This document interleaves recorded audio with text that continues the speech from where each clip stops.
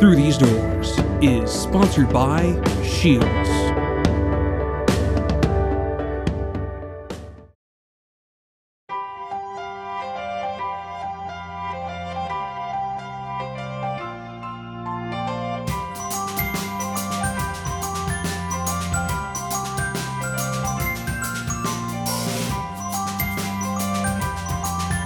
Winter fashion is a wonderland, and you'll find all this season's best looks waiting for you at Scheels. So, let it snow.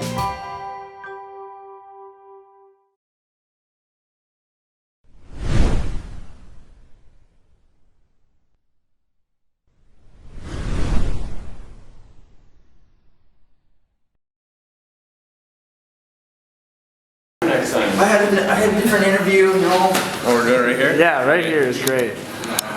Make sure I look taller than him. All right. So who's the favorite right now in the family? Favorite? Yeah. I don't know. He scored, so Yeah. I don't know. I think I've always had that title, though. He's just using the goal as an excuse. You guys He's a middle child, so no one likes him. Who's the favorite now that you both are at UND? What was the answer last year? You? No, you did. Because you scored that game. Oh yeah. I don't know. Away from the ring, I think he's a favorite. Unfortunately. And why is that? Because he cooks and cleans, and I eat and watch.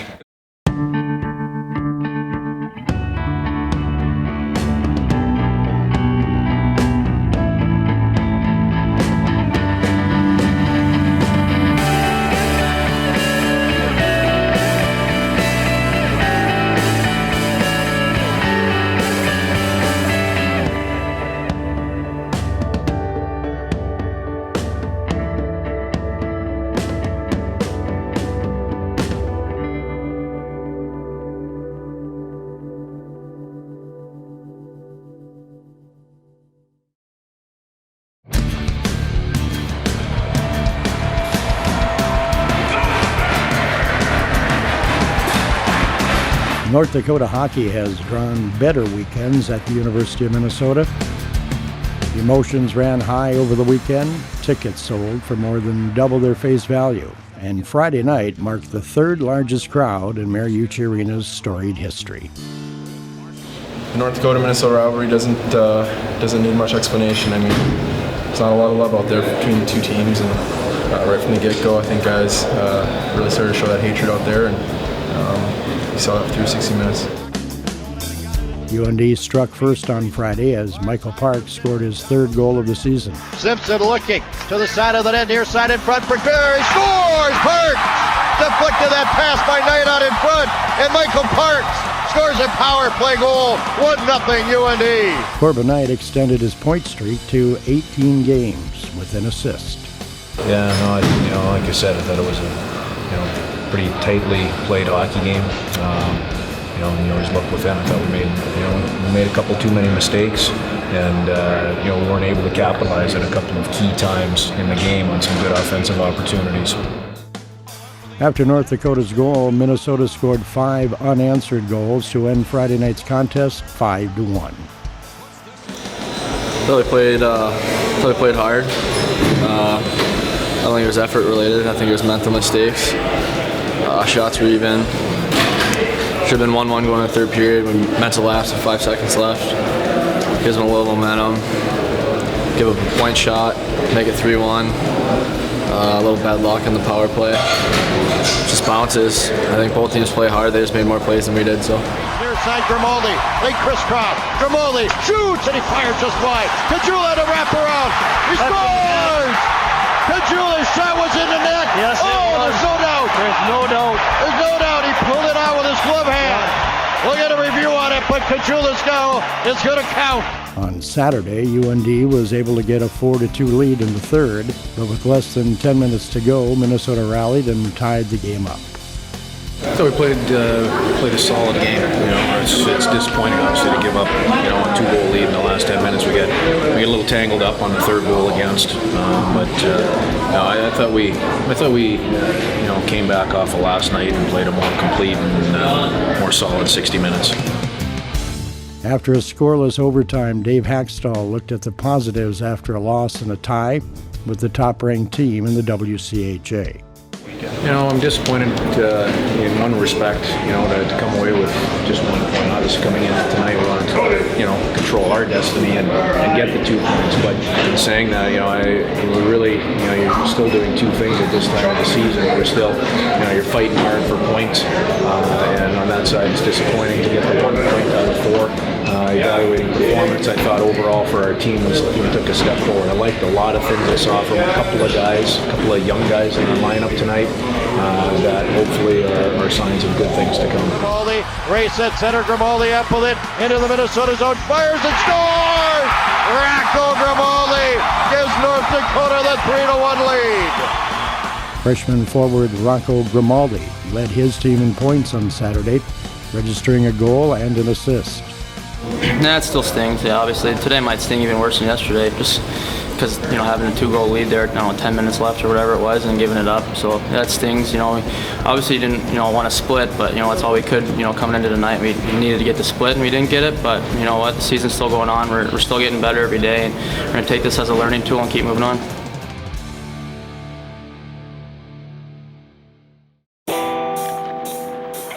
This upcoming weekend against St. Cloud is a little different for junior forward Mitch MacMillan.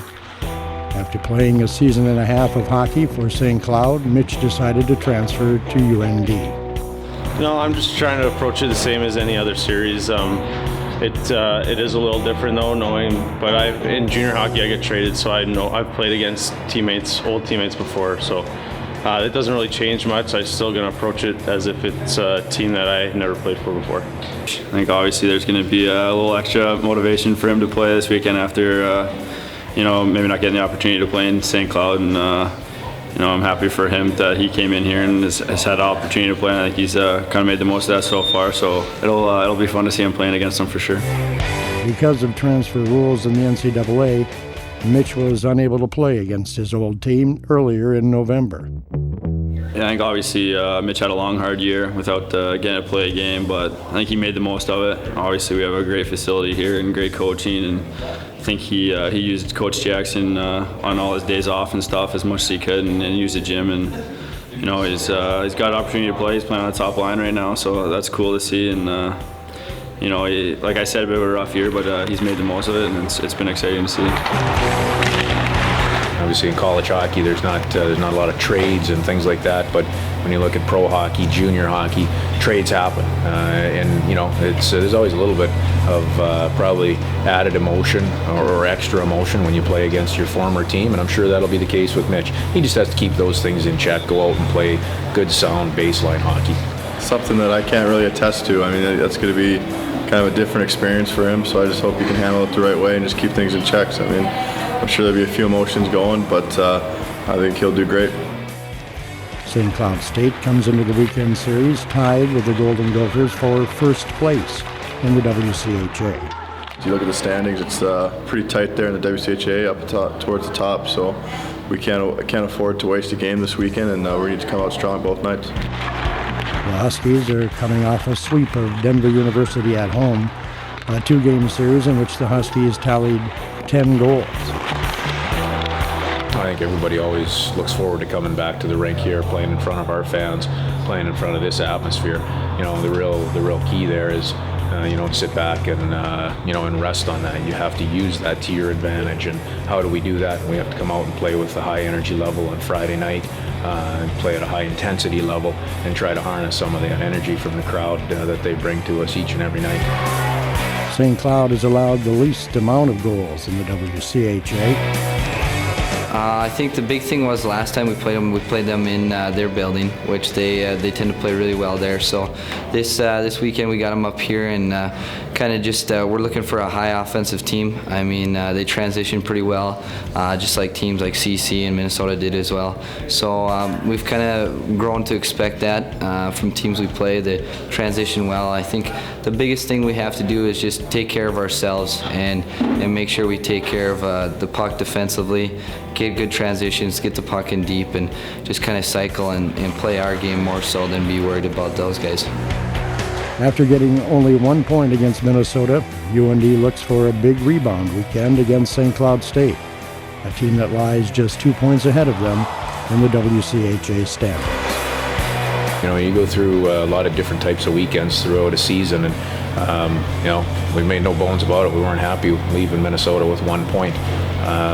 But you know, again, you take that, you turn the page really quickly. You have to have a short memory in this game, whether it's positive, negative, or in between. You have to have a real short memory and get to work with the job at hand, and that's what we did right away on Monday morning.